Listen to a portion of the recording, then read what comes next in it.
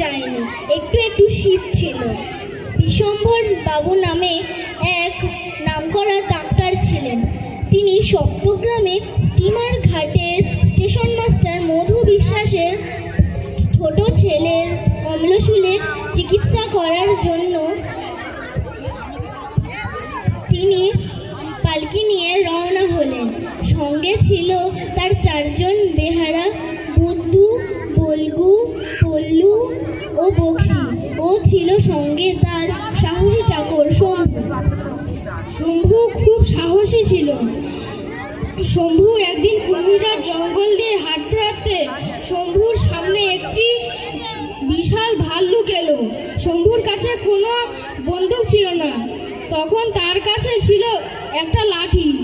সেই লাঠিটা দিয়ে শম্ভু ভাল্লুকটার পিঠে এমনটা সে মারলো যে ভাল্লুকটা কোমর ভেঙে গেল এবং ভাল্লুকটি আর উঠতে পারল না।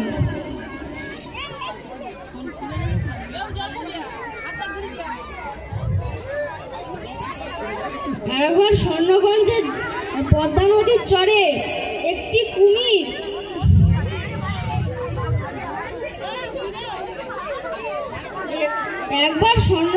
জঙ্গলে পদ্মা নদীর চরে কুমির একটি বাছুর ধরেছিল। তখন কুমিরটি বাছুরটাকে নিয়ে জলের মধ্যে নিয়ে যাচ্ছিল। তখন শম্ভু জল খেতে এসে দেখলো কুমিরটি বাছুরকে নিয়ে জলে চলে গেছে। তারপর শম্ভু সেই কুমিরটির পিঠে চড়ে তার গলায় দা দিয়ে কোচ দিতে লাগলো এবং কুমিরটি যন্ত্রণায় বাছুরটাকে ছেড়ে দিল। বিশ্বম্ভর বাবু যখন পালকি করে বিষ্ণুপুরে এলো, তখন সূর্য ডুবুডুবু। একটা রাখাল গরুর বাছুরকে নিয়ে ঘরে ফিরছিল। রাখালকে দেখে তিনি জিজ্ঞেস করলেন, সপ্তগ্রাম কত দূর? রাখাল বললে 7 ক্রোশ। তবে আর যাবেন না, পথে বিশ্বহাটের মাঠ, কাছে শ্মশান, সেখানে ডাকাতের ভয়। তিলপনি খালের ধারে পালকি যখন এলো, তখন রাত্রি 10টা। এমন সময় পালকির উপরে ডাক্তারের বাক্সটা গেল মাটিতে পড়ে। ডাক্তারের বাক্সের ভিতর ছিল ক্যাস্টর অয়েলের শিশি। সেই শিশিগুলি মাটিতে পড়ে ভেঙে চূর্ণ হয়ে গেল। আবার ডাক্তারবাবু বাক্সটা পালকির উপর বেঁধে রওনা দিল। তখন আবার বিপদ। পালকির ডান্ডাটা মরমর করে উঠল এবং ভেঙে গেল। পালকিটা পড়ে গেল মাটিতে।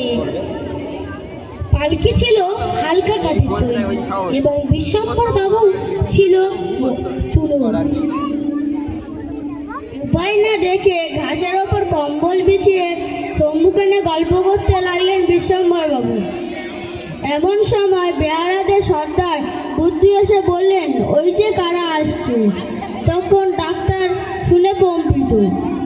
ডাক্তারবাবু বললেন, তোরা তো আছিস। ডাক্তারবাবু তখন শম্ভুকে ডাকলেন, শম্ভু।